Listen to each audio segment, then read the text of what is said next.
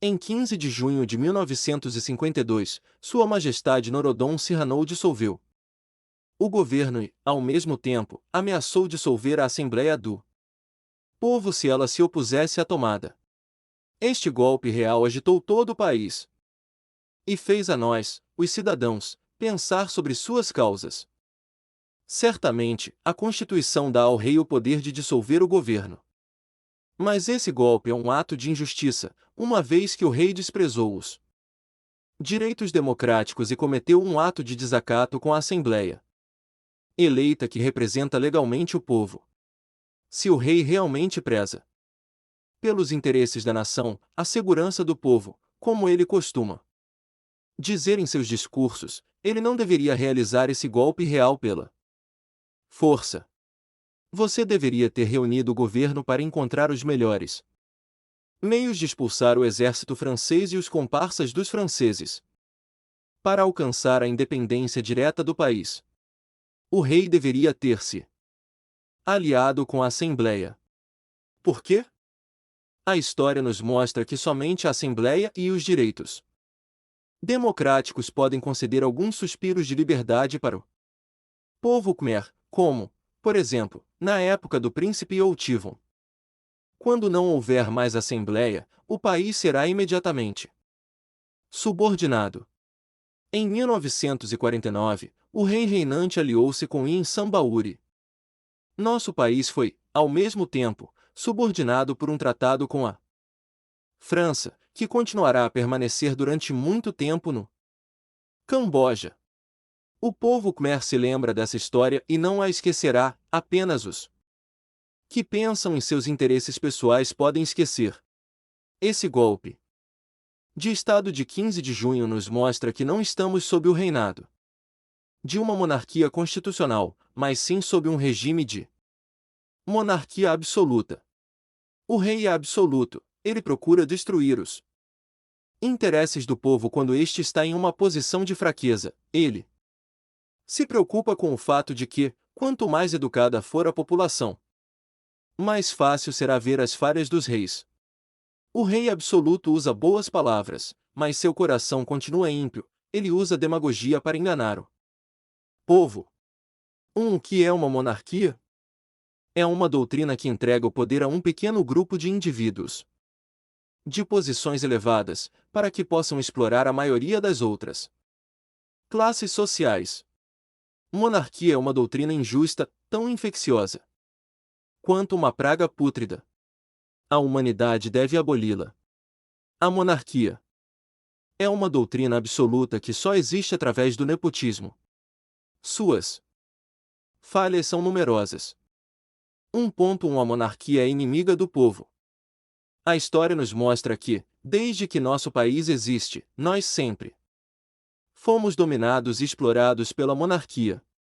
A condição do povo é rebaixada à de um animal. O povo, que é considerado um rebanho de escravos, é forçado a trabalhar incessantemente, noite e dia, para alimentar a monarquia absoluta e seu harém de cortesãos.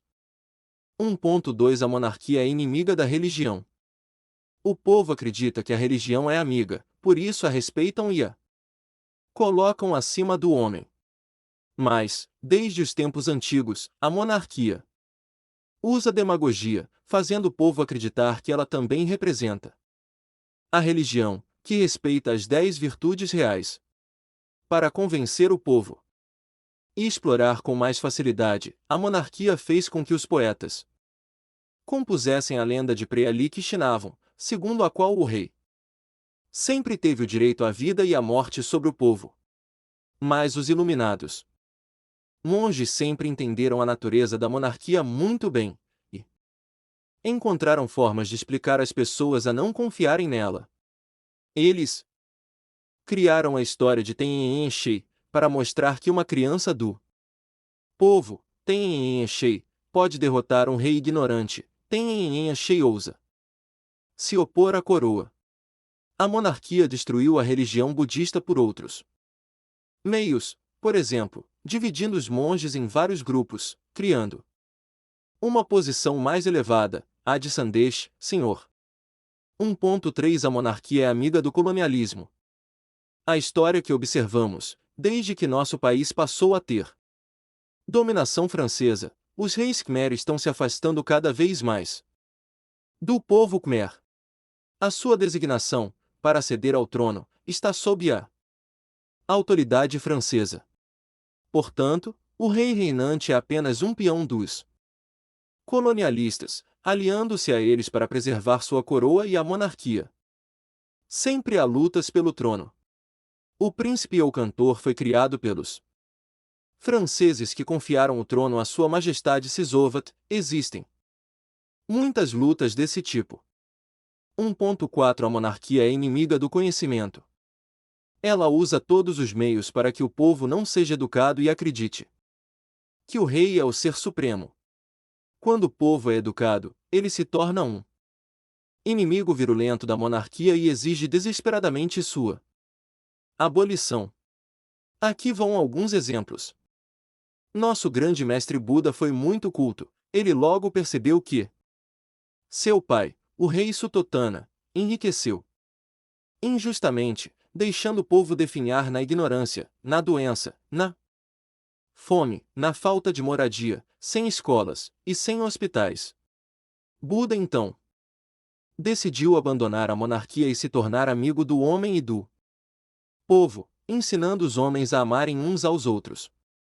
Príncipe Outivo, bastante culto, também abandonou os monarquistas para incutir a democracia no povo Khmer. 2. O que é uma democracia? É um regime que confia o poder a uma maioria do povo. Portanto, a democracia é totalmente contrária à monarquia.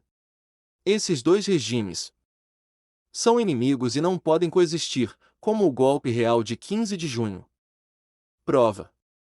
A história mostra que esses dois regimes sempre se opõem, e a paz não pode ser estabelecida até que a monarquia desapareça. A Revolução de 1789 na França, sob a liderança de Robespierre e Danton, dissolveu a monarquia e executou o rei Luís XVI.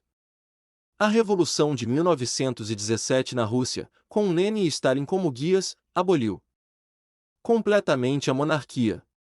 A Revolução de 1924 na China, o povo, sob direção do Dr. Sun Yat-sen, aboliu a monarquia e toda a família imperial.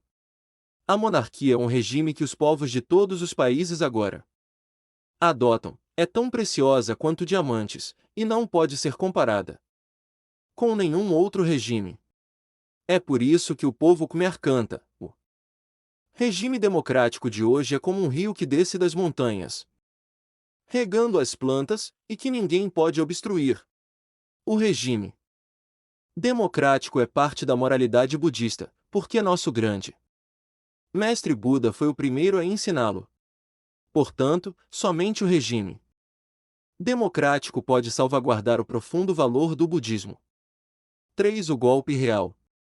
Não é a primeira vez que Sua Majestade Norodom Sihanouk abusa da vontade do povo Khmer. Nós vemos que, quando o povo é fraco e se deixa levar, o rei aproveita para desprezar a Constituição, como aconteceu em 1949, quando ele tentou camuflar seu absolutismo.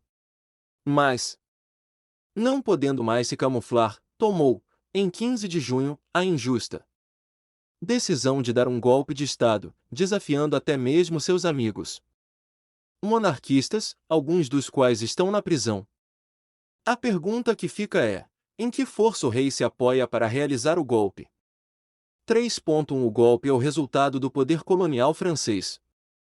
A prova encontra-se no discurso real de 4 de junho, na reunião do Conselho do Reino. Notamos as seguintes passagens. Abre aspas. Eu, o rei. Recentemente conheci o Sr. Vincent Auriol.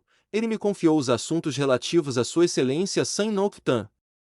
Recentemente, também, Sr. Letonial compartilhou da minha opinião e me disse que ele havia prometido aliviar certas cláusulas se um futuro governo, Khmer, estivesse pronto para reprimir os combatentes da resistência, e Sarak, e suavizar essas cláusulas quando a guerra tivesse terminado. Fecha aspas. Nessa mensagem real para o povo, o rei declarou que, abre aspas, podemos contar com a ajuda que nossos aliados franceses e americanos nos trazem, fecha aspas. Tudo isto prova, claramente, que o golpe foi apoiado pelo colonialismo francês. 3.2 O golpe é obra da monarquia. Outras evidências podem ser encontradas nas mensagens reais. Abre aspas.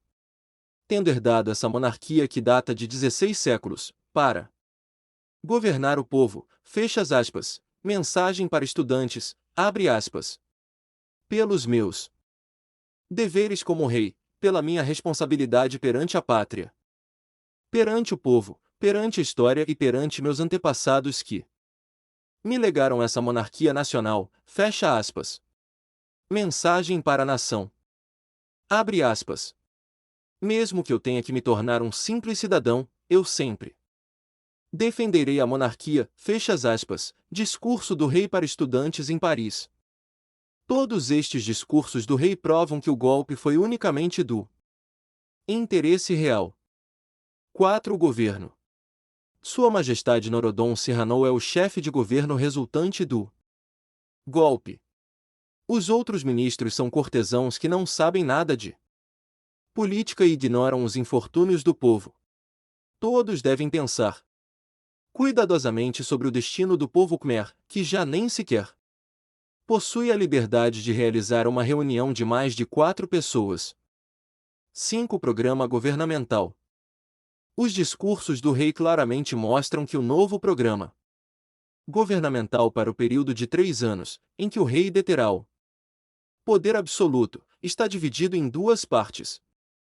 Nos primeiros 2 anos, fazer guerra contra os insurgentes, os chamados patriotas nacionais. 2. No terceiro ano, negociar com a França, que promete conceder-lhe plena independência. Tal programa visa apenas amordaçar o povo, prender e expulsar aqueles que se atrevem a opor-se à política do rei. Em segundo lugar, visa dissolver partidos políticos que se opõem aos interesses do trono, uma vez que esses partidos não se calam. Por fim, a política do rei é provocar uma guerra civil que queimará tudo, até mesmo os templos budistas. Os monges, as pessoas, os funcionários públicos passarão por dolorosas separações familiares, eles verão seus pais, suas esposas e seus filhos esmagados por tanques, queimados por napalm, as colheitas serão destruídas.